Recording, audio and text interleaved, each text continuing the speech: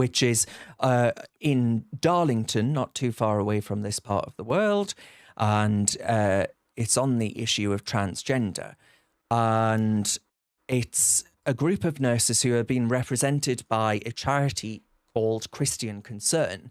And Christian Concern are supporting these group of nurses who, just to explain, in an NHS trust in Darlington, have been having to undress to get changed at work with men, right? With men who self-identify as women. And these nurses, I'll play what they've had to say. But before I do, I wanted to ask, and I want people to think about this before I play it, where were the NHS top chiefs, right? Where was the NHS staff in all of this?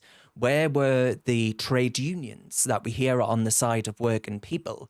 Yet when it comes to women potentially being put in unsafe scenarios and undignified scenarios where they're having to expose themselves to men, which is a right that women fought for many a moon, to actually be able to have sex-separated spaces, to be able to change with dignity.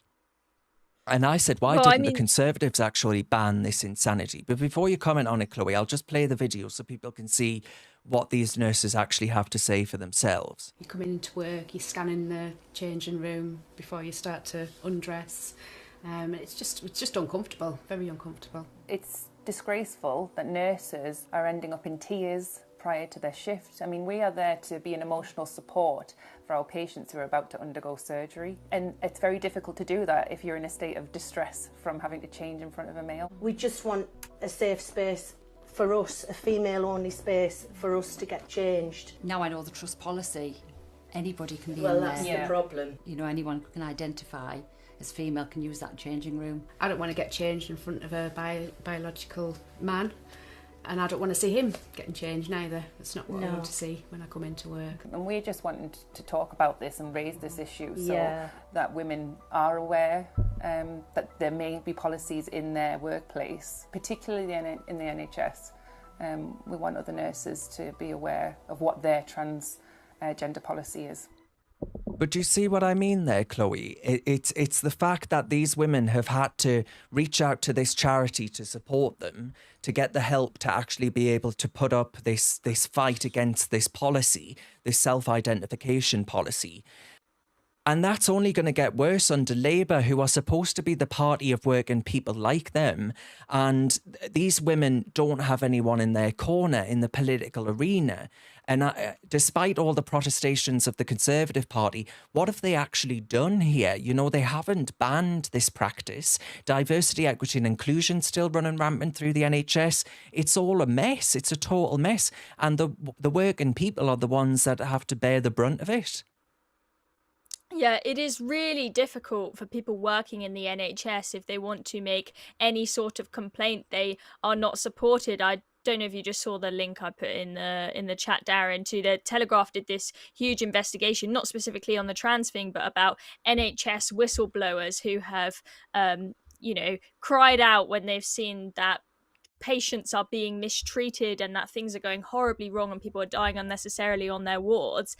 And instead of their concerns being listened to by the NHS Trust, the NHS will then suddenly flip it on them and open investigations against the doctor and have them lose their jobs. I mean, it's a huge scandal what has happened. And remember the fact that I know these are nurses here are talking, but doctors, if they make a complaint and it all gets turned on them and they lose their job, remember it takes about a decade to qualify as a doctor. All of that work for nothing, your complete career completely ruined just because you decided to speak out about something going wrong in the NHS. I mean, it's a huge scandal. It's horrifying. But I mean, good on these women for speaking out about this and making it clear that it is not unreasonable to say that as a woman, you don't want to get changed in front of a biological man. There's nothing evil and horrible about that. I mean, people just want some basic privacy, and these are perfectly valid concerns that should be listened to. But then, look at how people respond to people who make very valid concerns. That's the point. Look at what David Tennant said about Kemi Badenoch. We are going to get onto that. Hold that thought. Hold that thought. Alex, before you comment, let me just rattle through some of these stories because they're all linked. There is always method to my madness, as viewers of this stream will be aware by now. So, transgender woman found guilty of rape after night out. And so this is Lexi Secker. This is the BBC, by the way. This is Lexi Secker of Lawburn, who in Wiltshire attacked a woman in Wiltshire, I should say, on the 23rd of April 2023. And this person was living as a man when she... That's what the BBC say. It is a bloke, attacked a woman in Wiltshire on the 23rd of April 2023, living as a man. And then all of a sudden, when it's like, oh, I could go to prison for this, guess what I'm going to do? I'm going to self-identify as a woman and have idiots at the BBC lap it up, and idiots within the Ministry of Justice lap it up and potentially put me with other women and potentially attack them too. And then police chiefs at the centre of a transgender storm. Wiltshire police refused to specify the rapist's biological sex, instead calling the sex criminal a person and not listing their biological sex. So this is happening at the heart of so-called justice in the United Kingdom. J.K. Rowling got involved and she said, under UK law, only men can commit rape. But once again, female rape survivors get to watch as crown servants, who are supposedly to be on their side, prioritise respecting a rapist's hastily and conveniently assumed gender identity over the victim's feelings and facts, frankly.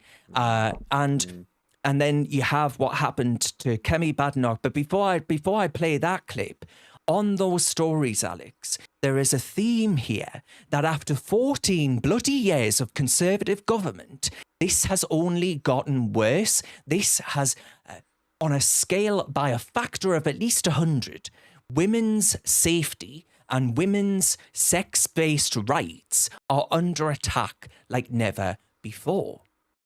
You took the words out of my mouth, Darren. And, you know, some people would say there seems to be an agenda, doesn't there? There seems to be a concerted agenda, not just in the UK, but across the West, to enforce these absolutely ridiculous nonsense policies that benefit nobody except for criminals. That's who we're looking after. That's who the police are looking after, calling them a person. They're not a person. They're a rapist. And let's be clear about what these people are. To protect them in any way, shape or form discredits our justice system. It's a form of psychological lawfare against women who, and quite rightly you pointed out J.K. Rowling there, who has come out, had a massive piece this week attacking Keir Starmer in Labour. Keir Starmer himself in the Times, correct, Rosie Duffield, who bravely spoke out against Labour's own policies on this, as a Labour was MP, completely ignored. As a Labour MP, it was completely ignored and slapped down by Keir herself. This is what we've got to look forward to. So unfortunately, it's more of the same, if not worse. But this is why you can't vote for the Conservative Party, because nothing's going to get better while the Rory Stewarts run the party. Yeah, someone in the comments has just said, is there any way we can resurrect Maggie Thatcher? I tell you what, Steve, It's Steve that said it. I wish we could, because she's the only one with bollocks, because these blokes in there certainly don't have any. I'll tell you that much for free. Have you got what it takes to be a reasoned presenter?